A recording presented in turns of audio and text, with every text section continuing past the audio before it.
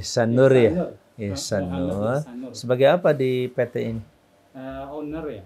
Owner kalau sehari-hari Owner. ya bagiannya bagian riset. Direkturnya siapa di sini? Ada Darmawan Saputo. Pak Darmawan Saputro. Beliau pakar apa? Permesinan atau apa? Enggak juga. Dia bagian ini aja mengelola apa namanya.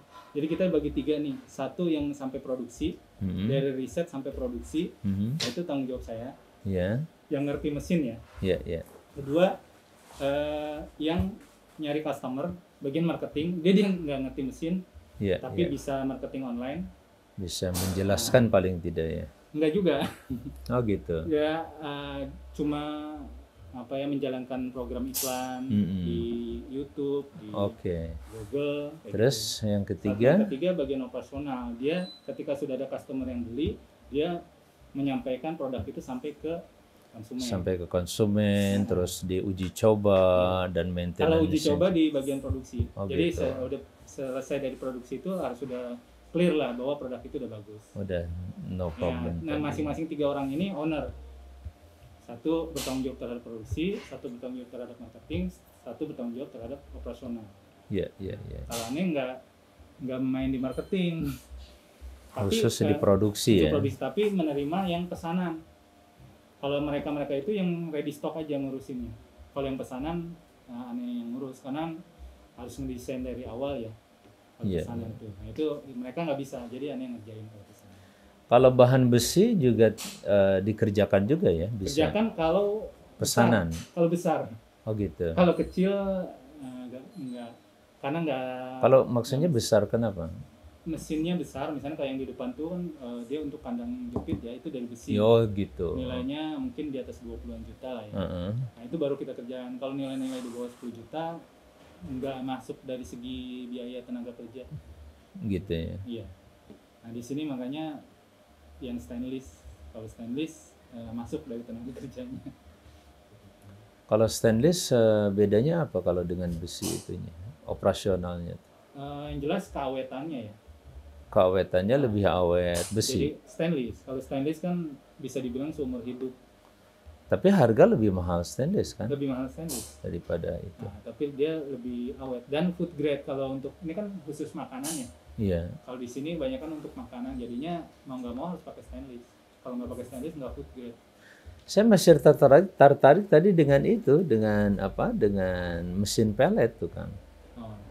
Kalau dibikinkan yang kapasitas tadi misalkan 120 atau bisa nggak dibikinkan yang kapasitas 200 kayak gitu? Ada yang 120 ada, 250 ada. Sampai berapa? Kalau nggak salah Mampunya sampai berapa? yang baru tahu sih 2 tipe itu, 120 dan 250. Tapi yang ready stock ya maksudnya.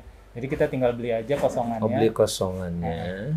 Kayak gitu. Kalau yang bikin sendiri sih kapasitasnya nggak terbatas, tergantung kemauan Bisa konsumen. bikin sendiri. Bisa bikin. Cuman harus dice sendiri kayak gitu, bikin molding sendiri. Iya, iya. Maksud saya kalau kita bisa uji coba dulu lah yang kosongan itu tadi, misalkan nggak besar sih, saya perlu hanya untuk di apa, kita lagi ada ternak ikan sedikit, kapasitasnya juga nggak banyak ya, saya paling sehari 50 kilo juga belum sampai 50 ya, tapi produksinya bisa lah sampai 50 sampai 100 sehari. Kalau sehari 100 ya paling produksinya seminggu sekali nanti. Belum banyak, tapi kalaupun itu dijual itu pun lumayan gitu. Nah maksud saya kalau Pak Ihsan ini bisa merancang yang bagus gitu, kemudian kualitas itunya juga, hasil pelletnya baik yang apung maupun yang tenggelam itu kan ada 2 jenis itu. Nah itu tolong dirancangkan gitu kalau bisa. Kalau itu sudah nggak perlu dirancang ya, tinggal dibuatkan aja. Iya, jadi kalau yang udah ada di pasaran itu ya kita tinggal pasang dinamonya, beltnya, udah. Nanti ada pulinya kita jalankan. Dan langsung. itunya sudah bagus ya. Sistem pressingnya, tekanan. Nah itu tinggal kita cari, ada beberapa alternatif ya. Maksudnya ada beberapa pabrik yang bikin kayak gitu. Jadi ada beberapa jenis. Paling nanti kita cari yang paling bagus. Iya. Dari sana. untuk Biasanya itunya. sih saya juga online kayak gitu. Beli di misalnya di Tokopedia, itu kalau di searching Iya, juga ada kosongan gitu, yang kosongannya, yang yang kosongan. tanpa itu. Nah, paling jadi kalau kayak gitu saya ngambil untungnya cuma biaya jasa rakit lah gitu ya. Ya jasa rakit. Jasa rakit ya. Ya, tapi nanti sama dinamo dong, kan dinamo Iya, dinamo juga. tetap Dinamo kan disiapkan di kalau yang sini kan. kecil-kecil kayak gini. Kalau yang besar yang ada di luar tuh ada. Mm-mm. Kalau yang itu sih kurang lebih 2 HP lah. Kalau untuk dinamo listrik. Iya. Jadi kalau yang Watt berapa watt tuh kalau itu? 2 HP 1500. 500 watt. 1500. Ya kalau kapasitas buat 100 gitu. Itu kurang lebih berapa kurang lebih kapasitas? Totalnya ya? Nah, Kalau ditambah dinamonya itu nambahnya mungkin kalau dinamo 2 HP sama beltnya sama pulinya sekitar 2 jutaan. 2 juta. Bahannya ya. Jadi kalau tadinya 4,5 tambah 2 juta sekitar 6,5 Mhm. untuk bahannya. Paling kalau misalnya jasa rakitnya ya mungkin antara sekitar 1,5 Iya, iya. Itu untuk kapasitas 100 kilo. 120. 120 kilo. Nah, kilo per- Kalau 200 nggak terlalu jauh ya naiknya, atau 2,5 tadi? 200 kalau nggak salah kosongannya 6,5. Oh, kosongannya 6,5. Kalau nggak salah 200 kilo. Yang itu kosongannya ini produksi mana? Masih impor masih. impor, Mas. Yang ready stock ya itu impor. Nah kalau yang lokal ada tapi dia nggak jual kosongan, dia jualnya langsung dia jadi. Udah jadi. Ya, saya juga beberapa hasil penelusuran ini kan ada yang sampai jadi harganya sangat ya Murah, ya. hitungan murah antara 5 sampai 10 juta. Bahkan yang kapasitas 500 juga ada penawaran di angka 12 juta, tapi ada yang 100 kilo per jam saja dia sudah menawarkan di angka 50 juta sampai 70 juta, itu macam-macam. Nah, saya tidak tahu perbedaannya di mana gitu.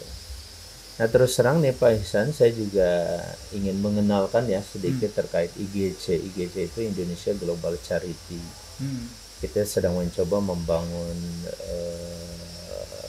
ya intinya ingin berkontribusi buat bangsa, mulainya dari desa gitu. Sehingga potensi-potensi desa yang ada sekarang kita coba riset, kita kaji, terus kita inventarisir. Mulai dari persoalan agraria, persoalan ekonomi, termasuk potensi pengolahan bahan baku yang ada dari desa ya, terutama kelapa, kemudian kayak pengolahan makanan-makanan yang tadi itu juga ya, itu sangat banyak potensinya.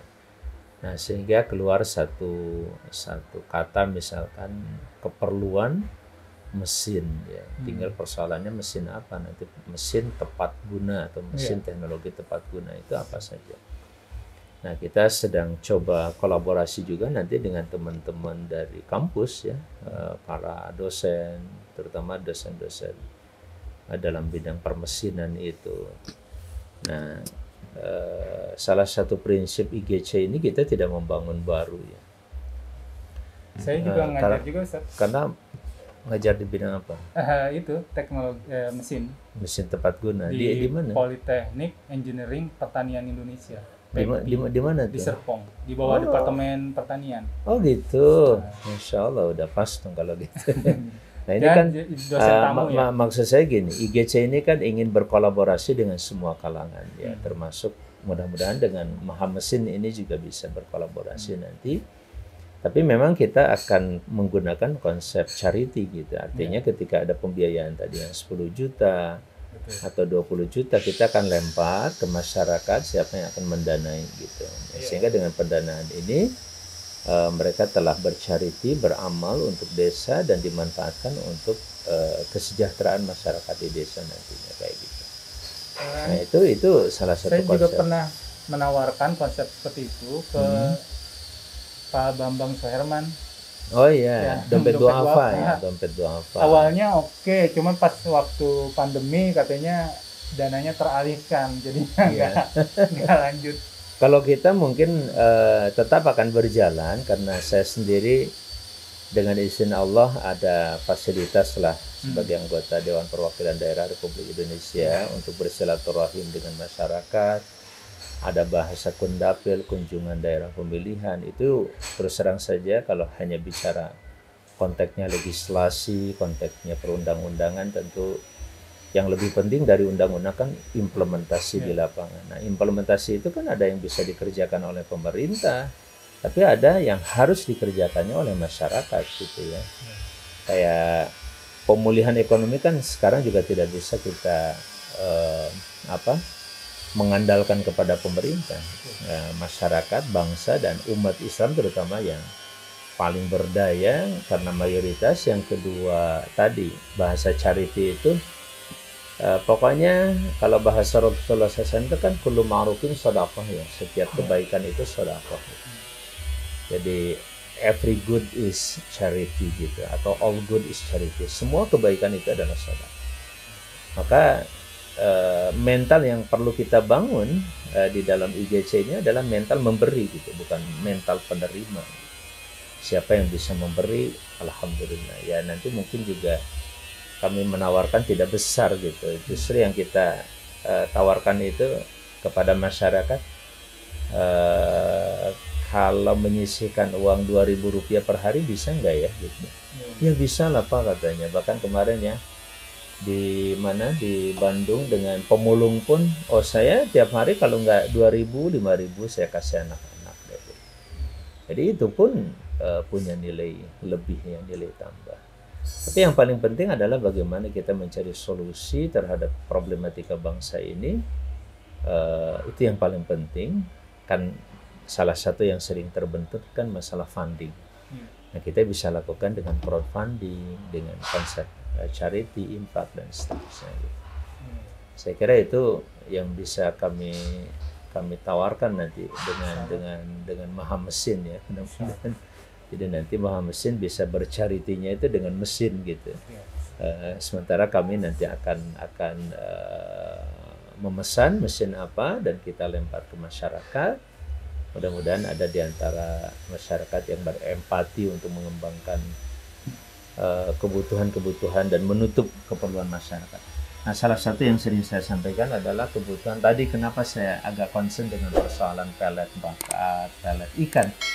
Karena ada satu kawasan di daerah Mekar Mukti ya, salah satu desa di Bandung Barat itu yang pas ada kawasan dia itu kawasan yang mendapatkan bagian dari bendungan Saguling.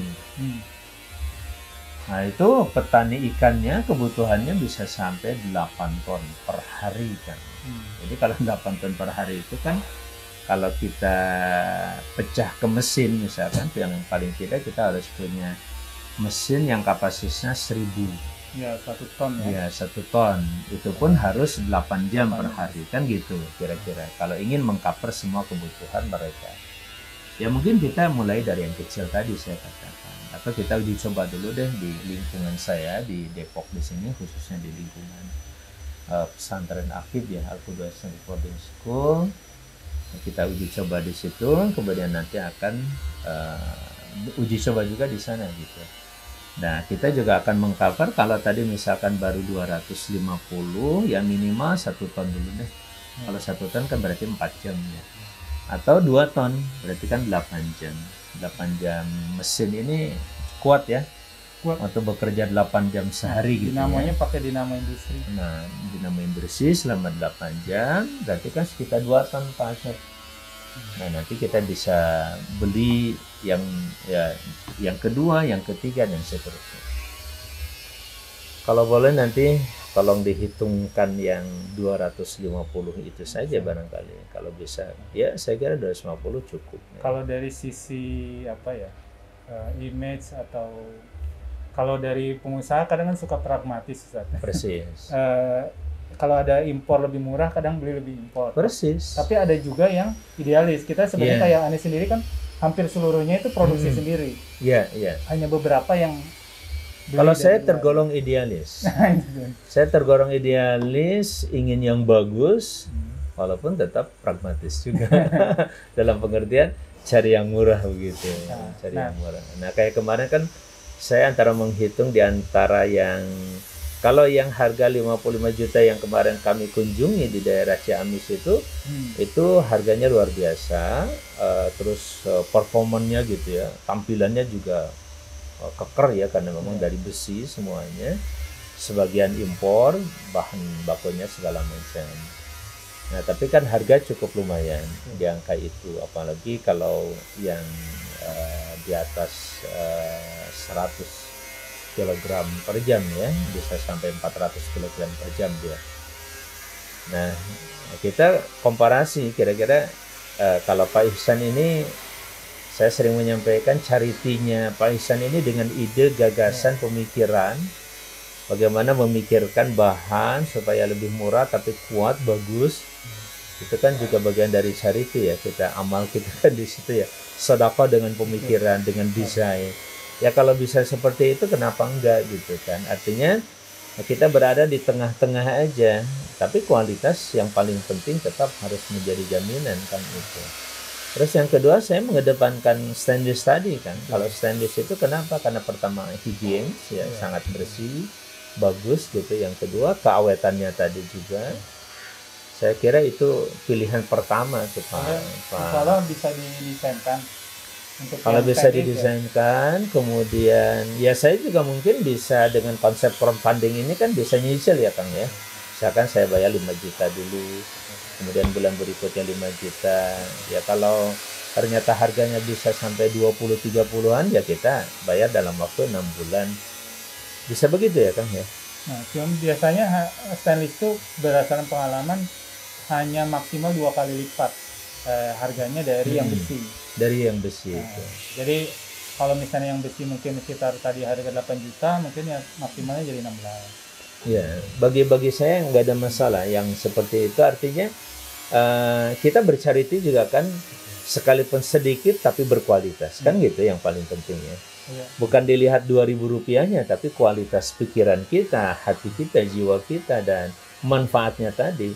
Dan dengan 2.000 yang berkualitas, 5.000 tidak berkualitas ya kita juga. Atau mendingan 5.000 yang berkualitas atau 2.000 yang kurang berkualitas, kita pilih yang 5.000 kan begitu pasti. Karena sebagaimana dalam kisah di dalam Quran kan tentang Qabil Habil yang berkorban. Ada sementara Qabil dengan kualitas yang tidak bagus, kemudian Habil dengan kualitas yang sangat bagus. Ya akhirnya yang diterima tentu yang sangat bagus. Kita juga bercharity begitu ya. Pemirsa hadirin, berusaha bercharity itu dengan yang terbaik insya Allah. Kira-kira gitu. Insya Allah sore ini kita akan ngobrol dengan teman-teman. Mudah-mudahan teman-teman dari UI juga kampus terkait permesinan ini mungkin bisa ini nanti. Kalau Pak Ihsan berkenan, saya undang di Zoom nanti jam 4 sore bisa berkontribusi nanti pemikiran, masukan-masukan. Sampai jam berapa? Kemungkinan sampai jam 5 atau jam 6 itu maksimal gitu ya. Tapi kalau Pak Ihsan misalkan muncul aja sebentar, sekitar setengah jam, tapi memberikan masukan pemikiran, dan nanti teman-teman juga bisa, sangat mungkin IGC itu ingin berkolaborasi dengan Pak Ihsan. Daripada kami membuat workshop sendiri, mending kami ikut berinvestasi di sini. Kalau kita istilahnya berinfaktasi gitu. Nah, bahasanya kan gitu. Kalau investasi kan keuntungannya kadang buat pribadi, kelompok, keluarga ya alhamdulillah itu juga baik. Tapi kalau berinfaktasi ya infaknya buat keumatan gitu ya nantinya. Bahkan dengan produk-produk yang tadi misalkan itu sangat mungkin juga kita ikutan, misalkan ikutan invest ya. Ini ada produk nih harganya sekian, silakan kalau mau masuk nanti ada keuntungan sekian persen.